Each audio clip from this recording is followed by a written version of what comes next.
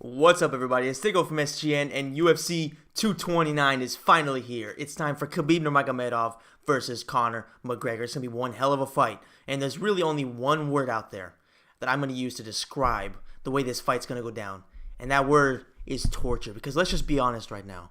One of these two dudes is going to get tortured, and it's going to be brutal for one of these guys. It really all just depends on whether Conor McGregor can keep the fight on his feet, because if he does, Khabib is in for a very long night, or potentially a very short night, but he's going to get tortured regardless. His brain's going to be scrambled. However, if Conor can't stop the takedown, if he can't use his movement to get out of the way, if he can't be, sweaty enough, really, to get out of those holds, then he's going to be in a very, very, very tough spot for a very long time. Because if there's one thing that Khabib doesn't do, it's finish you early. He just pounds and pounds and pounds on you until either you quit or the referee's like, okay, I'm bored of this shit. I'm sick of it. So either way, it's going to be torture. It's going to be fucking torture. And that's the perfect way to describe this fight. In my opinion, every single round starts on the feet. So Conor McGregor has 5 opportunities to basically land a shot before Khabib's on him. So is he going to land that big shot, or at least a big shot that's going to do enough damage to really compromise Khabib, when the fight is on his feet? Or is Khabib going to be smart enough? He's going to maybe have some better head movement than we've seen, instead of just being, I'm a prodding torture god. Is he going to do that? Is he going to do that? I guess we're going to find out. I personally think Conor McGregor is going to knock him out.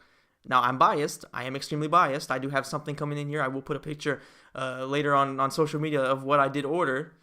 So I guess I'm pretty much biased here. But I do think that Conor McGregor is going to be able to knock him out. Just because if you look at Khabib, Al Iaquinta, he hit him a little bit. Once Al Iaquinta was able to stuff some takedowns, and of course Iaquinta is probably a better wrestler than Conor because he has that wrestling background. And of course, as the fight went on, he was more slippery, so it was harder for Khabib to get those takedowns. But we saw that once Khabib isn't really able to take you down, he does suffer a lot. And of course, it's crazy to think that Khabib had such a dominant performance, and that's the fight that we're looking at to say he has some weaknesses in his game. But regardless, Al Iaquinta is no Conor McGregor. He's not even close to Conor McGregor. I see guys like Brendan Schaub saying that Al Iaquinta is an amazing fighter. He's a great fighter. Listen, Al Iaquinta is a very good fighter. He's a dangerous guy with a lot of heart. But he's nowhere near elite. Like, not even close. Not even close. This guy has no business being in there against a guy like Conor McGregor, against a guy like Khabib Nurmagomedov, against a guy like Tony Okukui Ferguson, against even Anthony Pettis. I mean, maybe Anthony Pettis because he can just hold him down and try to wrestle fuck him. But even then, we're talking about the true elite fighters of the lightweight division. So Al Iaquinta, with all due respect, he had no business being in there. He was like my 3rd or 4th option among the people on that card that could have replaced Tony Ferguson. I had, of course, Max Holloway. That's my number 1, my preferred option. But then there was Paul Felder.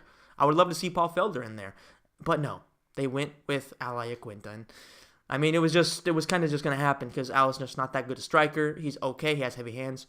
But overall, he was never going to do it. So we never really seen Khabib Nurmagomedov take on a great boxer. We've seen him fight really good, guys like Dos Anjos who are very well-rounded. We've seen him fight a guy like Al Iaquinta who has decent wrestling, and has heavy hands, so he's kind of dangerous, but he was never really going to beat Khabib. And we've seen him fight Edson Barboza, who is probably the best. Well, actually, he did fight Michael Johnson. Michael Johnson does have very good hands, but the thing is, Michael Johnson, he always has those moments where he kind of breaks.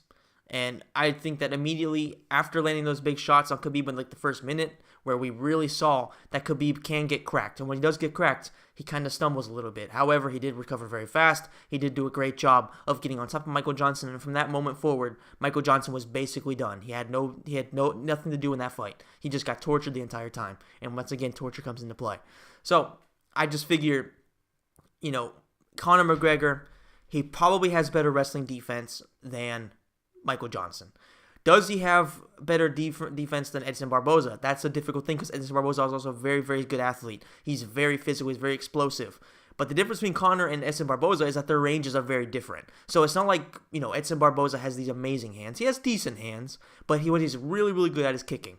And kicking range is something that Khabib kind of thrives in because, of course, he can kind of use your kicks to really get on you, or he can just pressure the hell out of you and keep you from basically being able to throw any kicks whatsoever. That's what he did to Edson Barboza. He was on him like glue, and there was just absolutely nothing that he could do. I made a rhyme there, and it was pretty trash. But regardless, okay, there was really nothing Edson Barboza could do. But if you stay in that range with Conor McGregor, you're in deep shit constantly because he's going to be throwing bombs, he's going to be throwing that left straight, he's going to be throwing uppercuts, he's going to be throwing hooks, he's going to be throwing everything that he has in the fucking locker. Plus, he has those kicks. He can use those front kicks that he used very well against Mini Mendes, where he pushed him backwards. He did a lot of good things against Mendes, who is a similar fighter to Khabib. Of course, striking-wise, Chad Mendes is way better than Khabib, but he's also a lot smaller, and he also only had, like a week and a half, 2 weeks to cut. So it was a very, very compromised Chad Mendes. But regardless, we saw some good things by Conor that he could also implement against a guy like Khabib Nurmagomedov. So I think that Conor does have the tools to beat Khabib. It's just a matter of is he gonna stay fresh enough to keep the fight on the feet for long enough to not get tortured, or is he going to get tortured on the ground? But regardless, it's going to be T-City up in this bitch.